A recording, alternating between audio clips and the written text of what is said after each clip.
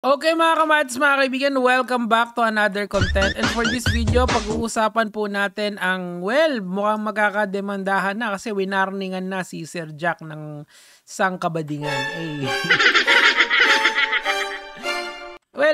Ano na to parang after nung issue kay Aura, talagang ginatasan ni Sir Jack to ng todo. Papanood ko lang sa inyo to ng a little bit kasi bukod dun sa talagang minonetize niya and nakausap ko si Sir Jack, talagang pumaldo siya dyan. Congratulations. Pro good yan. Kung gusto nyong supportahan yung merch niya, bahala kayo. Wala naman akong totoong komento dyan. Ano ba to?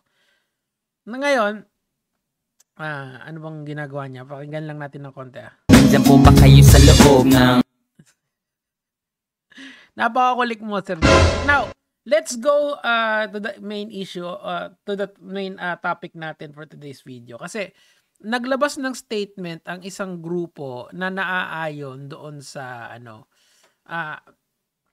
ito. Yan. Ito.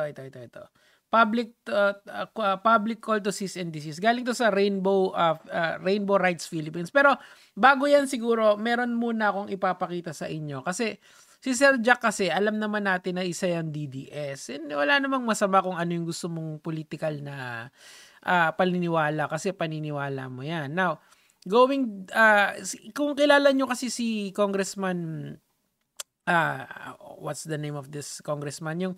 Yung siya, na-stroke siya tapos nagkaroon siya ng facial deformity. Medyo inaasar yun ni Sir Jack para lang magkaroon kayo ng context dito. And kung talagang tutuloy ng demanda to, siguro isa yan sa mga pwede na kasuhan si Sir Jack. Kasi sabi ko nga sa inyo, kailangan may magko-complain pag ka. Ito, si Sendenya. Sa dulo. Ito, papakita ko lang sa inyo para lang meron kayong sa gitna ng lahat ng nangyayari. Si Congressman Percy Sendenya. Nangyayari ito at mga naririnig natin kung saan nababahala talaga tayo. Yan.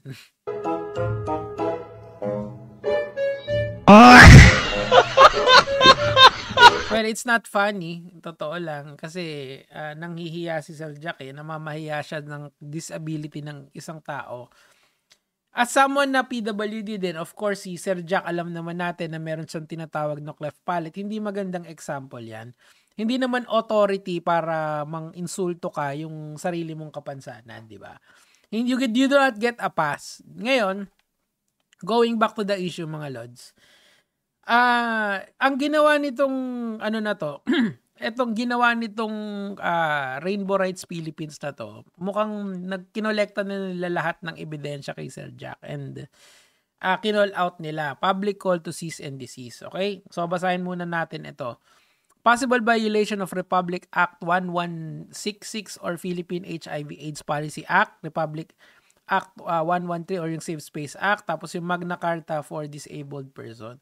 It's very ironic kasi may disability din kasi si Sir Jack tapos ganito yung ginagawa niya. We urge Mr. John Flores Escalante Argota aka Sir Jack Argota of Bilcatan, hindi ko alam kung saan yan, General Trias, Cavite, to cease and desist from further committing possible violation of the above state laws. Now, let's go here mga lods dun sa full text nito.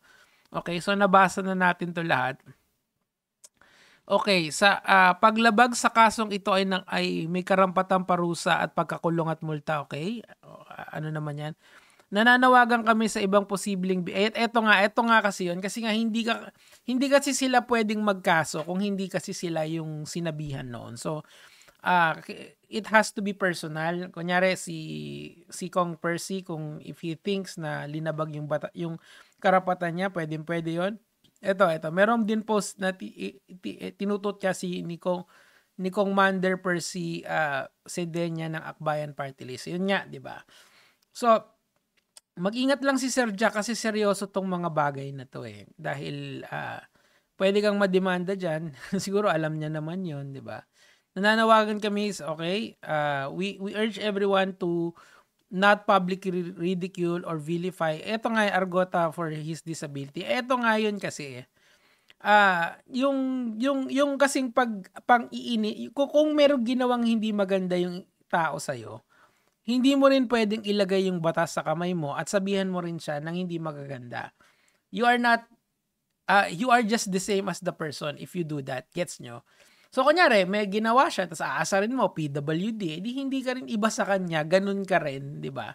Gets nyo? Kung gusto nyo ng, eto yung pinakatama. Kung talagang may mali si Sir Jack, di panagutin sa batas. And ano lang dito, parang something na sana i-consider ni Sir Jack, yung political career niya. Kasi tumakbo siya, di ba? Pwede naman ulit siyang tumakbo sa 2028 and hanggang ngayon naman, kilala pa rin siya. Sayang yung, sayang yon kung sakasakali, di ba? Para kay Argota, ang paghingi mo ng paumanhin sa posibleng mga krimen na ito ang unang magandang hakbang. O pinagsusori ka lang, napakadali nun. Magkakampi ang mga ang may kapansanan at mga LGBTQIA+ bilang mga kabilang sa minorya. Okay? Pero kung patuloy ang inyong gawain, sa husgado po ang ating magiging tagpuan. Ayan, napaka-hassle niyang mga yan, mga lods. Kasi pagka nakasuhan si Sir Jack, gagastos siya ng malaki dyan, di ba? Hindi naman libre ang abogado. Eto, sabi ni Melissa Enriquez, HIV is not a joke. Kailangan siyang pag-aralan to spread awareness. Ayan. Kaya ang daming may HIV, hindi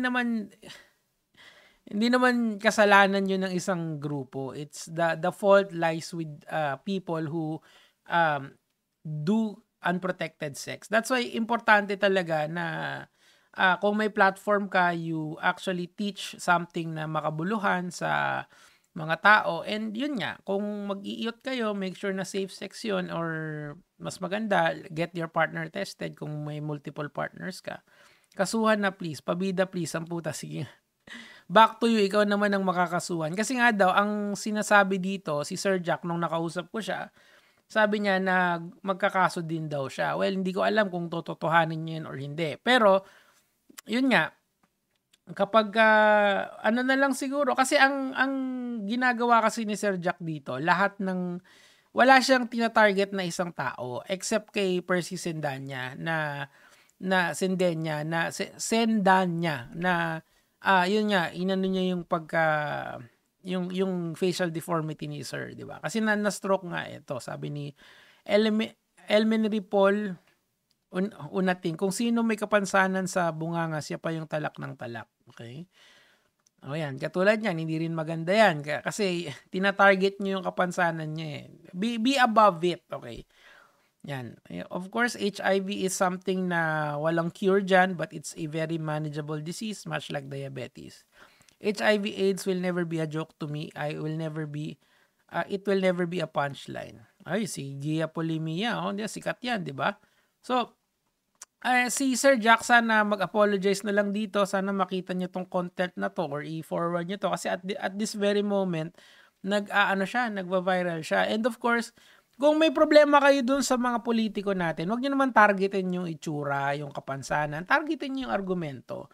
Targetin nyo yung paninindigan. Hindi yung mga bagay-bagay, di ba? Na hindi naman labas doon sa argumento.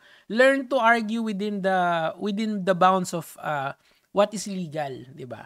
Kasi alam mo, madali lang naman mang-insulto ng tao. That's the easiest thing that you can do. You can do ad hominems. Pero it's harder not to do it in today's time, di ba? Kasi madali na lang mag-upload, madali na lang mag-post sa Facebook. Sana rin si Sir Jack din, huminay-hinay na kasi mukhang nagkakaseryosohan na tayo dito. Anyway, mga Lods, sana po may natutunan kayo kahit konti. Gege mga Lods.